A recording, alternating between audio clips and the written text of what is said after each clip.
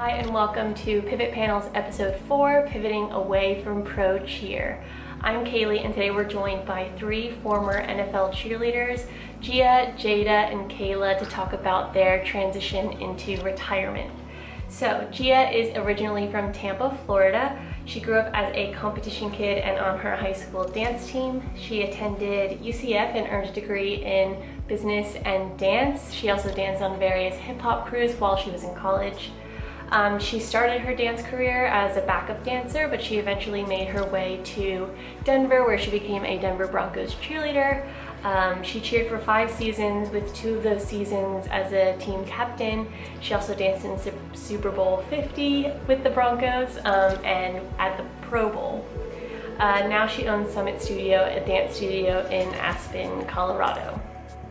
Jada is an NASM certified personal trainer, an AFPA certified health and wellness coach, and the founder of Poms Health and Fitness, where she helps former professional cheerleaders look and feel like themselves again.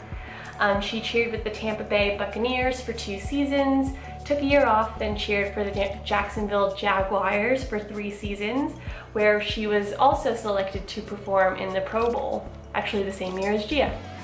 Kayla is a doctor of clinical sports psychology, a former San Francisco 49ers cheerleader, and a Bay Area dance choreographer. She was captain on the 49ers cheerleading team for 7 years, which led her eventually to now complete a doctorate in psychology using her experience on the cheer team as her inspiration. So she just finished a dissertation called How Retired Professional Cheerleaders Adjust to Retirement, which you can check out below, the links below if you want to give that a read, which I definitely recommend. But she also is a dance business owner running her sassy hip hop dance programs, and she continues to choreograph for NFL and NBA teams. So I'm so excited to share this conversation with you. So please welcome Gia, Jada, and Kayla in Pivot Panels episode 4, Pivoting Away from Pro Cheer. I just want to start with what made you decide to pivot away from cheer in the first place, and what did that transition look like for you? So let's go ahead and start with Jada. So for some people, it's pretty black and white. Some people are like, oh, just got married, I'm pregnant, I'm moving, starting a new job. And for me, it was none of that. Like, already married, not pregnant, not moving anywhere. And it was kind of like, okay, you've had like this really great and fulfilling season. What can you do next? Like, where can you pay it forward? Maybe, opening up a spot on that team for someone else to have great experiences. Or like just finding something else that you can do and to make an impact, just because it's like, okay, like a what's next type thing. So that's how I kind of transitioned out of it. I felt that it was my time, had a great season, achieved so much, what's next type thing. So, yeah. And Kayla, I know you've done a thesis on basically this topic, so I'm actually really excited to chat to you more about all of this. But yeah, how did your pivot, like what started it? What did it look like? Kind of just give us a little brief on your experience. Well, first and foremost, my dissertation is on how retired professional cheerleaders adjusted to retirement. And it's interesting because everyone's retirement experience is so drastically different. And some is involuntary and some is voluntary. And mine was involuntary. I was not ready to retire, and I went to audition for my 7th, and I unfortunately got cut from the team. And that was the same year I had to interview everyone for my dissertation. And I was not ready for that. And I never thought that I would be a part of my population, while also grieving and trying to heal. But it ended up being like this beautiful transformation process for me. And I feel like I got more in touch with myself and who I was before the pom-poms. And so now I feel like more connected to my true authentic self. That was my experience. So interesting. Cool. And Gia, what was it like for you? leaving? For me, I was just being pulled to my next chapter. I found that I was spending more time in the mountains than I was in the city.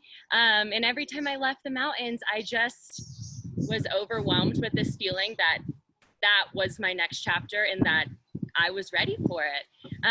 Kind of like Jada, I mean, I knew it was my time in that new direction. Okay, wait, yeah. Sorry, it was just breaking up slightly. But go on. I think we're okay now. Did I lose you guys? You're good. No, you're back. Okay. Yeah, so I was being pulled in that new direction. Yeah, I do find that in talking to other dancers who have transitioned, Kayla, like you said, it is so vastly different. Sometimes it's really natural and it's not that much of a painful experience, but other times it's like it is really unexpected, whether you get injured or something comes up and, you know, or you lose your job, you know. Yeah, so it is very vastly different.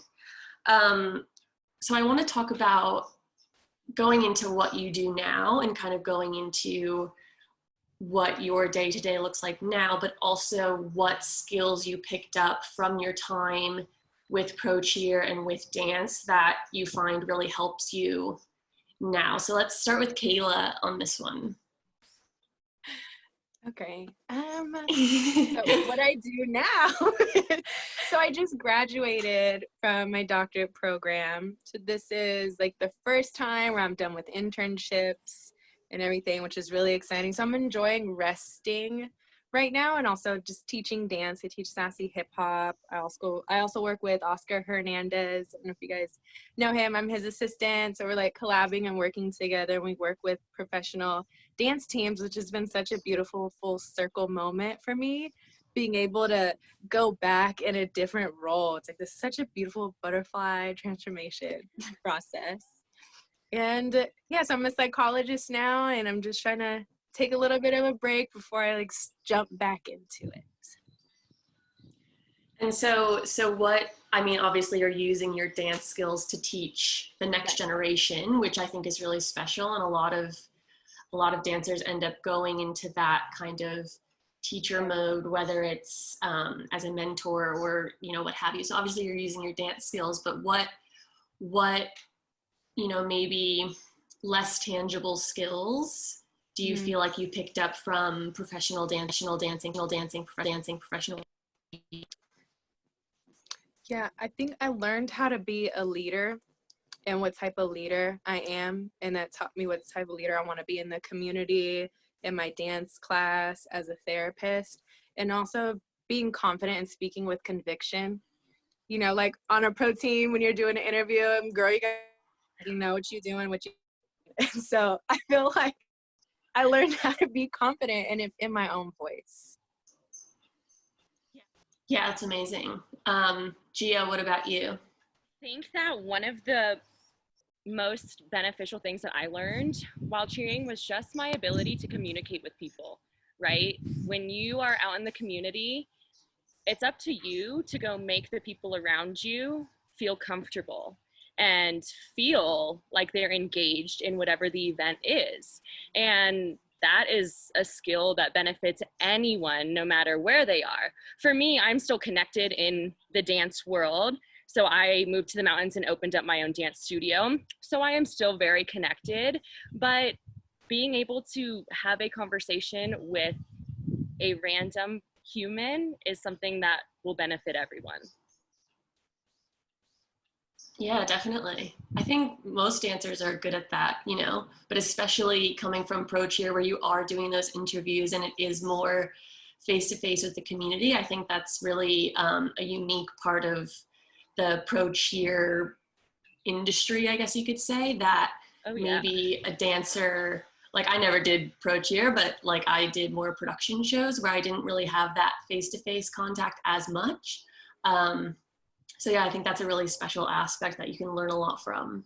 Well, and that's something that it's discussed often. You are actually the face of the organization that you are representing. the players are in helmets, right? So you are recognizable when you are out in the community and working these events, and then on the field, they can put 2 and 2 together. So by being that face and by being that brand ambassador, you really do learn right away how to speak to other people. Yeah, definitely. Yeah, I think that's huge. Jada, I know that you're similar to both Kayla and Gia in that you are kind of educating the next generation and still heavily involved in the dance aspect. But in what you do now, what have you kind of brought? What skills have you brought into this kind of new chapter? Okay, so I guess kind of piggybacking off of what both of the ladies have said is kind of the same thing, where you develop this confidence and ability to speak in front of other people. That's one thing about the job that I guess I didn't really think about before I went into audition, because it was kind of a spur of the moment type thing. I never really saw, the women out and was like, yeah, I want to be a cheerleader. I went to school where there was no NFL team, and I didn't grow up going to games. So I never really got that interaction. And so once I made the team and I realized what was required of me, it was kind of like a shock, because I'm more introverted, but it did help me in that. And I've grown so much, and to be able to speak and express myself. And like Kayla said, just own it and be, me, and be able to express that.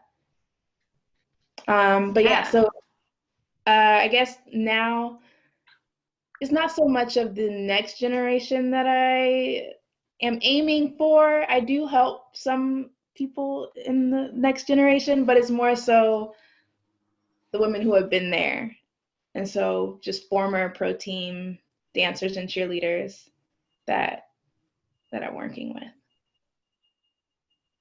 Yeah, cool. I love the kind of blend of obviously with Pivot, I'm working more with the former dancers, basically trying to help myself by helping others, because it's still a struggle. And that's a good segue into kind of my next question, which is, what was the most challenging part of the Pivot for you, and what was the most rewarding part? So Gia, let's have you start this one. Oh man. Well, Kaylee knows this. Kaylee and I go way back, and after I retired, I went to visit her in Australia because I was just like, what is happening, right? And I feel like it's something that we don't talk about. Nobody prepared me to feel like I had no idea who I was when I woke up the day after the new team was announced, right? I definitely had an identity crisis. Mostly because for me personally, it was unknown. I knew in my head that I had these next dreams and aspirations, but when you go from the peak, when you go from everything that you've wanted your entire life, how does anything that you're going to do in the future ever compare? Right? So I was playing this comparison game on Kaylee's couch in Australia, like, what am I doing? And it turned out okay, right? Like, you dive into this new chapter of yourself and this new version, and it doesn't take anything away from your previous chapter. It's just completely different. It's really windy out here. Sorry, you guys. Such a nature woman. In the mountains, right? I had to prove it. I really do wish that this was talked about more. I wish that instead of the conversation when I was on the team and getting to this point, instead of it just being talked about in a way of, you'll know when it's your time, I wish it was, you might know when it's your time and you might not, and it's not going to make the process any easier, but going through the process will make you grow into an even more beautiful individual than you were when you first started, right? It was tough. I definitely struggled. Definitely. Yeah. Yeah, I think most of us can relate to that. It is just really, we tend to tie, I don't know if it's in entertainment or just because we've been doing it for so long that we tie our identities so tightly to what we do every day. In a way, you know, maybe I do think a lot of people identify with their work and stuff, but you know, when you start as a kid, it just, your brain's not even fully developed by the time you connect your identity to that. So yeah, it can be quite intense when you step away. And I also like that you mentioned these kind of like peaks. You know, you have these super high highs. You know, like Gia, you did the Super Bowl, and it's like when I think about that, or I don't, you know, even just being on an NFL field, I can imagine, no matter if it's a Super Bowl or not, like just, it would probably be insane. So you have these super steep peaks, but then I feel like the valleys are really low as well. So I don't know, I'll stop rambling, but like when you kind of come to a place where it's like not so steep, you can start to be like, oh, like I am okay. I'm not having these super high highs, but I'm also not having the lows anymore either. So I find it interesting that you mentioned that because I think about that a lot. For sure. I also appreciate the mountain analogy there. That was good. Right. There we go. Tie it all together. On brand. Yes. Yes. Yes. So Jada, what were kind of the biggest challenges for you? Challenges and then the most rewarding parts for you? Yeah. So for me, I haven't really hit any weird extreme low yet. I did just retire. The new team was announced, last month, I believe. But I did have a really hard time when I took that month off between Tampa Bay and when I moved here to Jacksonville. I wanted to take the year off. At first, I didn't even want to audition for the team. You know, I love the Bucs so much, didn't want to do that.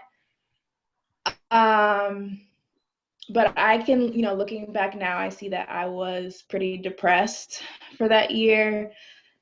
I didn't want to do anything, nothing to take care of myself. My skin was the worst it had ever been. I went from having a super structured schedule and lifestyle and to none of that. And I know part of it, you know, was moving and starting a new job, but I like longed for that. So like, you know, a team that I said I never was going to audition for, I went ahead and auditioned for it because I was like, this is going to help me. Like I need this. Like I need to be dancing on a team, on a field, like gotta have it. So, but like Gia was saying, you kind of attach yourself and it's like your identity. And I know Kayla touches a bit on this from her dissertation. It's probably like mixing the two. But like, again, you know, you're doing this from such a young age. And then it's also athletes in general, because we put, you know, blood, sweat, tears, like this is more than just a job. Like we're giving our entire selves to this.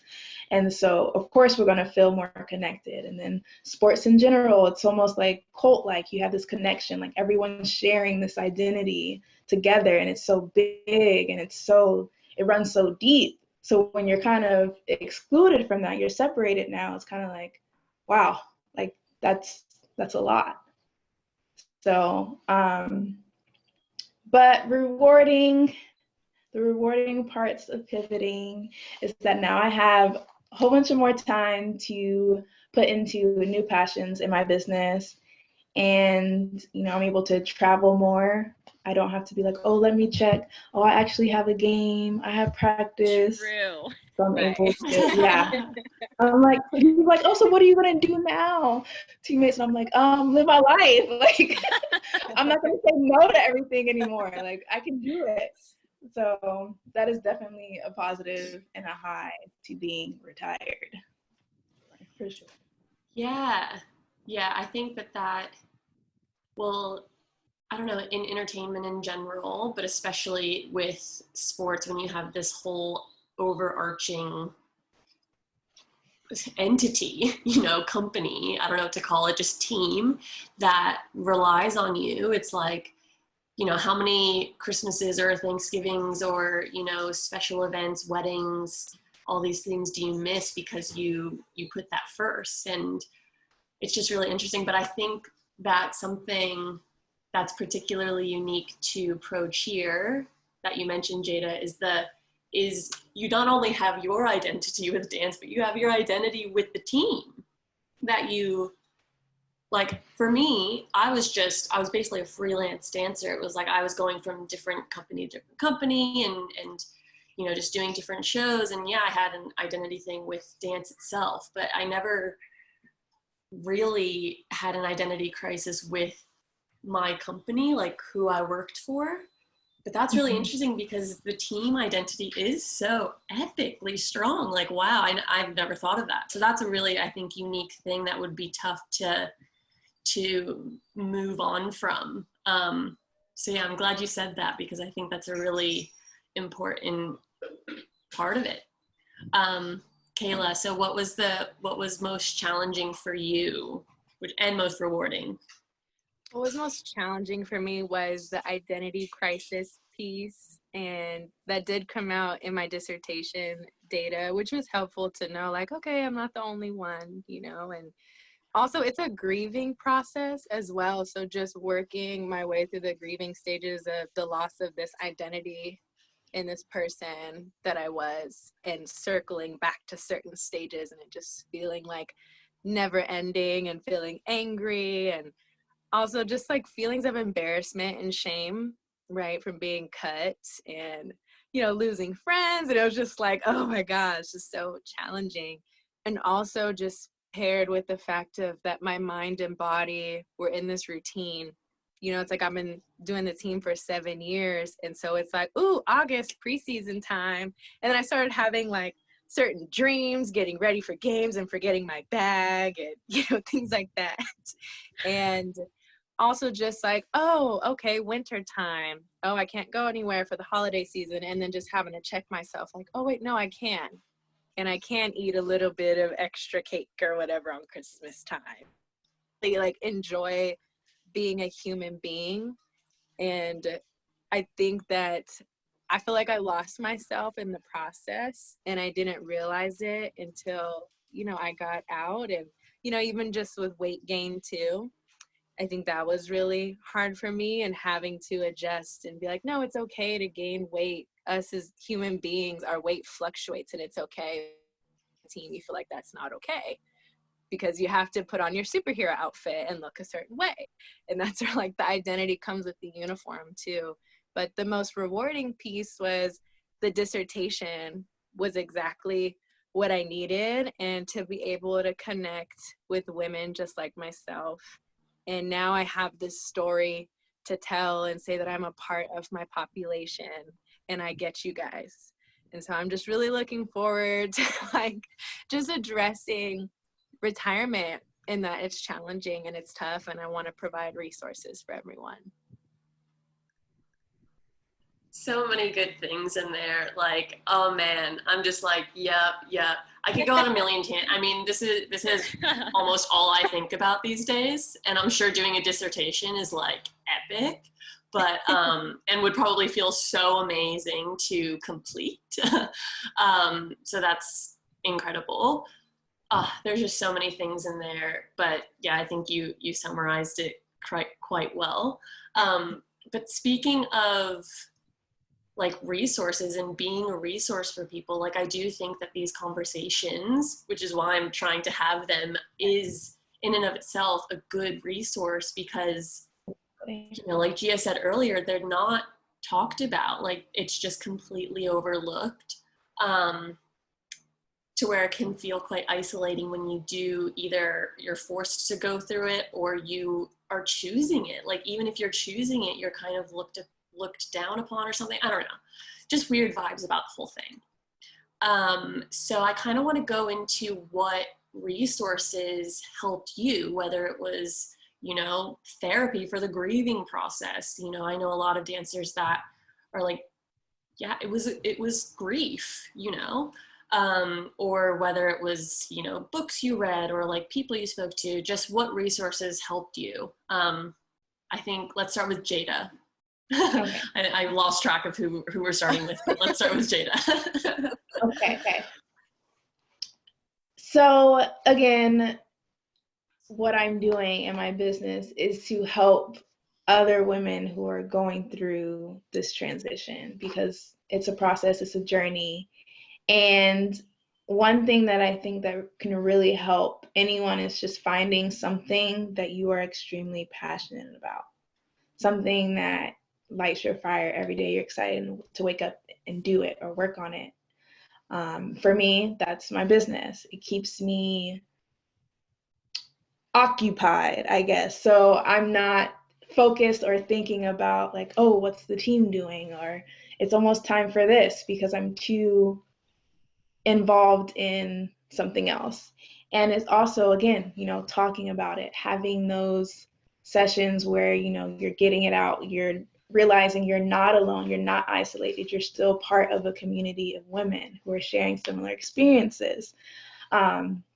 So that's something really great, and that has helped me, and that I'm sure can help other people as well.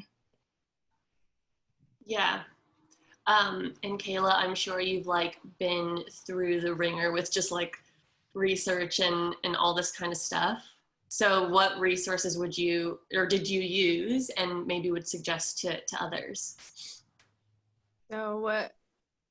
So in my dissertation, there's this section of retired cheerleaders. What would you tell, current professional cheerleaders on, advice? And one of them was to keep dancing, and that just because your time on the team has stopped doesn't mean that your passion for dance has to go away.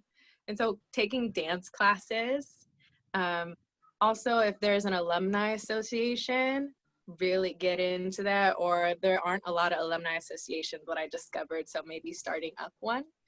And for me personally, so in the doctorate program, you have to do 50 hours where you go see a therapist and get counseled. And I was so resistant to it because I'm like, I don't want to talk about my stuff about, being on the team. And so it's like there was resistance there for me. But going to the therapist was like the most helpful thing for me, just to have someone reflect back my process. Like, yeah, that was tough. And it's just nice to reflect back on the journey, because I think that as athletes, we're going and going and going, but we need to take a step back sometimes and just pause. So I think that was helpful. But even before therapy, what I was doing was every Saturday when I didn't have rehearsal, we had 7-hour rehearsals. Every Saturday morning, I would wake up and do something that I wouldn't normally do being on the team. And I asked myself, what did I do before being on the team? And what did I do in my childhood that made me really, really happy? And so that ended up being swimming, playing basketball, painting. And so when I'm doing these things, I had so much gratitude.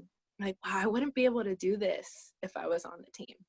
So that's what really helped pull me out of the dark tunnel. Oh, that's amazing. I am just like beaming from that. That's so good. That's inspiring. Like that's truly inspiring. And man, yeah, and I think therapy is so underrated as well. In my transition, I live in Australia now, but I'm originally from Florida. So I didn't really have a home base, but I did BetterHelp, which is like an online therapy provider. And it was okay. Like I would rather talk to someone, but it was like good in the interim when I didn't have a home base. But yeah, I would totally recommend it to anyone who's struggling, because it is a loss, and you will like, there's so much to it. And yeah, even if you're resistant to it, you might be surprised at how much you can benefit from it. But yeah, that's amazing. And Gia, what about you? Like, what resources did you use, or like, did you wish you had, et cetera, et cetera? I mean, the same things. But my two biggest points were surrounding myself with people who were going through what I was going through. And the second being reconnecting with why I love to dance. So the first part, Jada and I were actually Pro Bowl sisters together. And we had a large group of us who were retiring after the Pro Bowl, and having those women, I can't tell you the number of days that I woke up to text messages from our group text or separate group text, just like checking in. Hey, I woke up feeling this way. How are you guys feeling today? And that was incredible. Jackie is a legend, and she works closely with the NFL Pro Bowl cheerleaders. And she said this quote to us, and I think about it so often. Still to this day, I think about it. I'm probably going to screw it up now that I'm trying to remember it, but she basically said that you are not the woman that you are because of the chaps for me, whatever, insert your uniform there. You are not the woman you are today because of the chaps. You wore the chaps because of the woman that you are. And just saying that, oh God, I have goosebumps. Like, I want everybody who is going through this experience to write it on their mirror and see it every single day when they wake up, because you got to remember that. And then the second, more lighthearted, but also deep in the same way, remember why you love to dance. I love dance more than anything else on this planet. And one time when I was early on in the process, somebody asked me why I don't freestyle. Why don't you improv? This is your art. Why don't you work on it? Why do you just, because you retired, now you're done with it? That's not how life works. And since that moment, I picked up improving again. I dance for myself, and I remember why I love it. And that, oh gosh, that really helped me. Yeah, that's awesome. I think you guys are all spot on in that your relationship with dance will change, but you still have to protect that. Because it like you're never not a dancer. It's always a part of you. It's why you are who you are. And it's still your passion, et cetera, but that relationship will change, just like any relationship with a person, with anything that you do or spend your time doing. It's going to change over time because you're going to change, and being open to that relationship evolving and being something different. And maybe now, you're not getting paid for it, or you're not doing it in front of thousands of people, but you're doing it in your living room. And it's like, actually, this feels a lot like, I know that was my experience recently, dancing, like doing Zoom classes because of COVID, but, in my living room, and feeling like it was an emotional experience, because it was like, this is what it felt like when I was 10 years old. And I kind of let that part of my dance self go to the wayside because I was worried about, my weight, or, impressing this person that was in class, or whatever. So yeah, I think that that's a big part of it, is to protect your relationship with dance, even though it's going to change. I think that's quite special. Now It's that nice. you said that about protecting your relationship with dance because it will change, it kind of like, I guess, refreshed my mind. I lied earlier, not knowingly. I didn't mean to, but I did lie, where I said that I didn't have any type of like low point since I retired. I have, because I almost auditioned for another team. I almost was like, Brandon, how do you feel about living apart for 8 months? Like, because I wanted to perform, for other people and be a part of a team. And even though I was, making this transition, I had already started Poms Up. For some reason, everything that was going on, I was like going back to what was comfortable and what I knew and what I felt was going to make me feel whole through all of that I was going through. And I was like, I need to be on a team. Like, I got to do it. And I almost applied, almost auditioned, but I didn't. People actually, other women who I knew who were already, out the game, again, having that community of people, feeding into you, talking to you, getting down to like, why are you wanting to do this? Like, what is the real reason? And like pulling all those layers apart. I was like, you know what? I don't need this. This is not a good idea. Yeah. So yeah. Yeah, well, it's so easy to, go back into that comfort zone where you're like, this is the reason I was fulfilled and this is the reason I was happy and I'm not feeling happy right now in this moment. So like that must be the missing piece.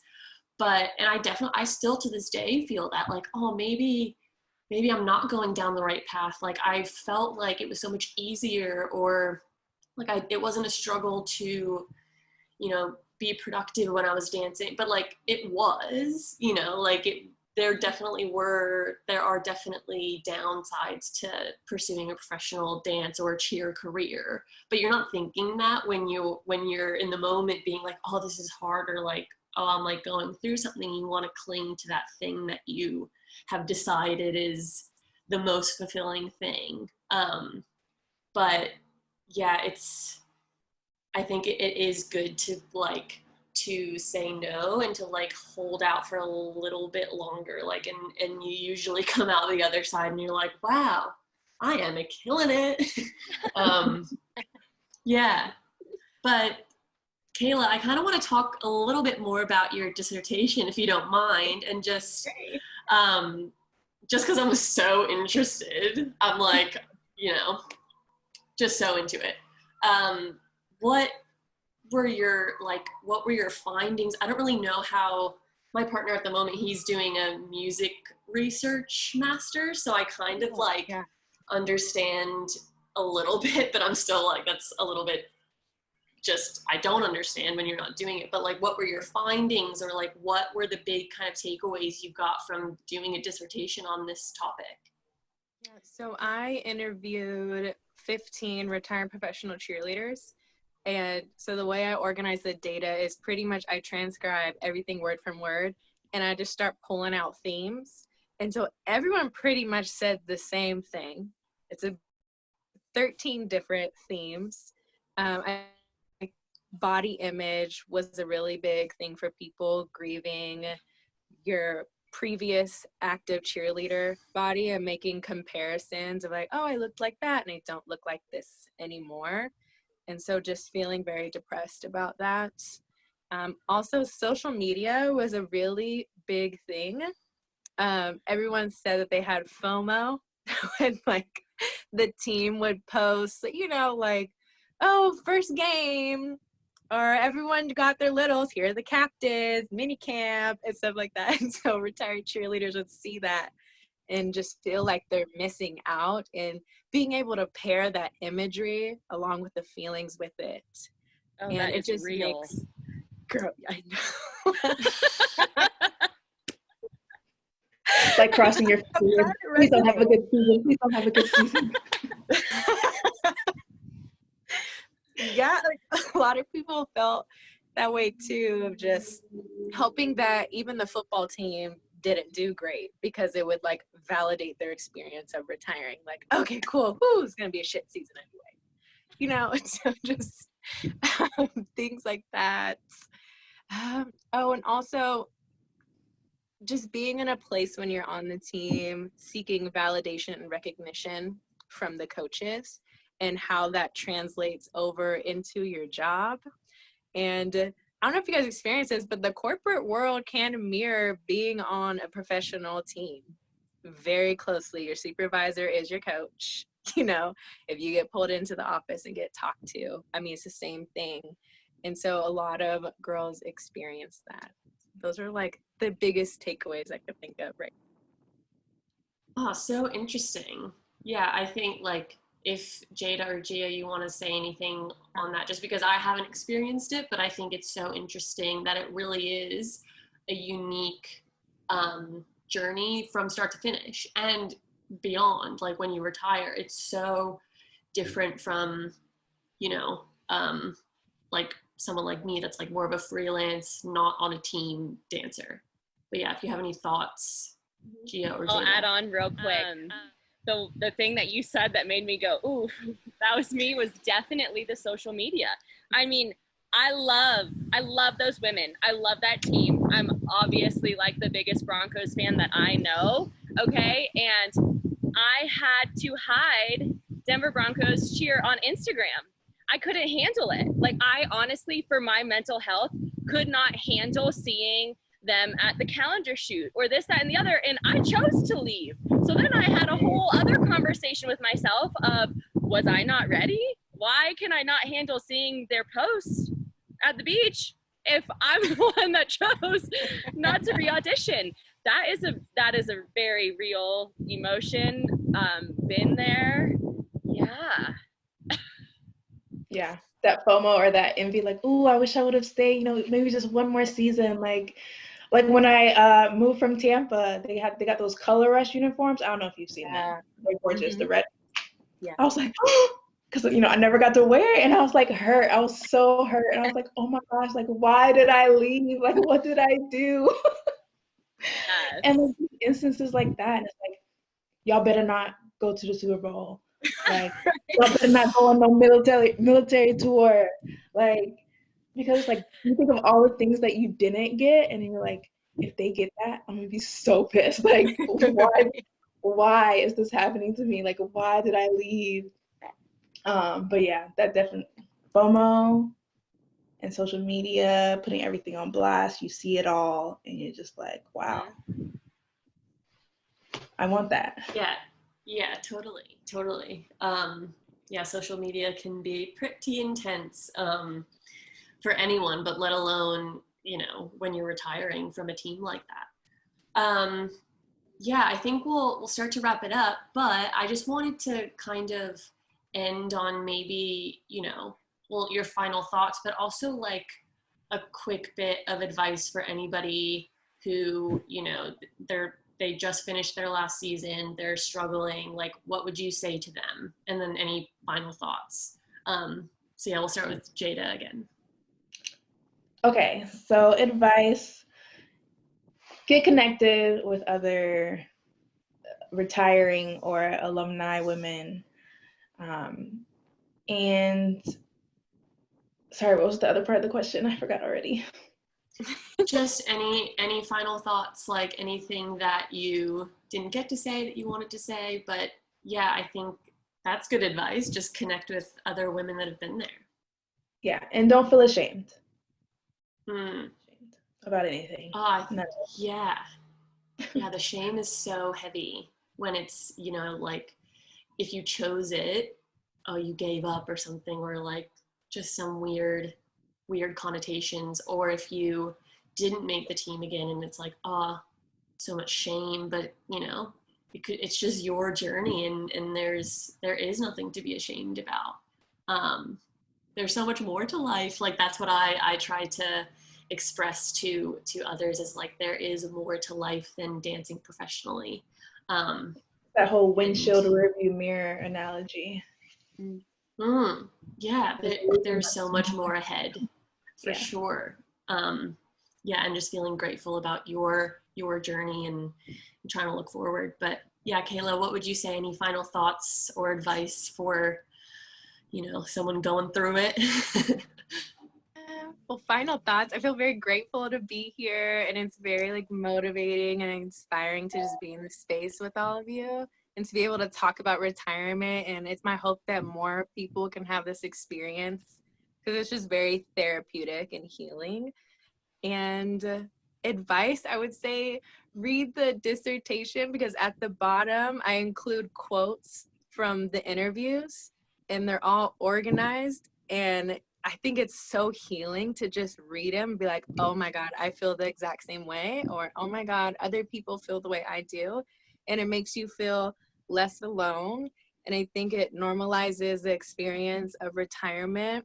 And also my other piece of advice is that it's okay to be this and that. It's okay to feel happy and sad, and to be patient with yourself. And it's okay to feel sad yesterday and feel happy today.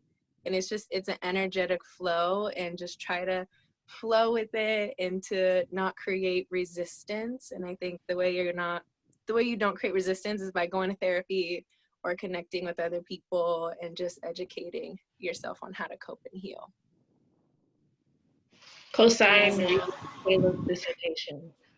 Yes, I'm definitely gonna link I haven't read it yet, but I am definitely linking this wherever you're watching this video. It's linked, so read it. Yeah, I think that's I can't wait to read it. I'm like gonna read it straight after this. Yeah, I think there's so much in that. So thank you for sharing. Gia, do you have any advice, final thoughts? Yeah, I think that, sorry, can you guys hear me? It's like got super windy here. People like, yeah, you're okay. Away. You're just blowing. Yeah. Honestly, we've been having these crazy wildfires, so I'm hoping that this extreme wind means that a storm is coming, because we really need some rain. Everybody do your rain dance. But my biggest piece of advice would be, along with the windshield analogy, you cannot go forward into your next chapter if you're still looking back at your last chapter. You will never be fully present. You will never be able to grow in the way that you can if you don't just embrace the future, you know? And I struggled with that for the first few months. I was so stuck and being pulled in two directions. And until I just let go and stopped looking back and focused on my future, that's when everything started to unfold for me. Yeah. Awesome. Like, I think that's all wonderful advice. And overall, you're just not alone. Like, if you're watching this, it's what I always say, is that you are 100% not alone. It doesn't matter. You know, I wasn't a professional cheerleader, but I can relate so much to these women. And so it is really inspiring just to like have the conversation and be open to the change. But yeah, thanks so much, guys. That was wonderful. thank you, Kaylee. Thank you so much for watching. I hope you enjoyed that. Definitely check out the links below to see what these ladies are up to now. I also linked Kayla's dissertation, so definitely give that a read. It's really interesting. Yeah, I would totally recommend it. Just some awesome scientific stuff in there, which is great. Yeah, make sure to like this video and subscribe to our YouTube channel just to make sure that you don't miss the next pivot panel. We do these once a month. Yeah, and for more resources and inspiration to help dancers with their career transitions, definitely check out our website. It's pivotfordancers.com. Got tons of stuff on there. Yeah, let us know what you want next. Leave us a comment. Let us know what you thought. And thanks so much again. We'll see you next time.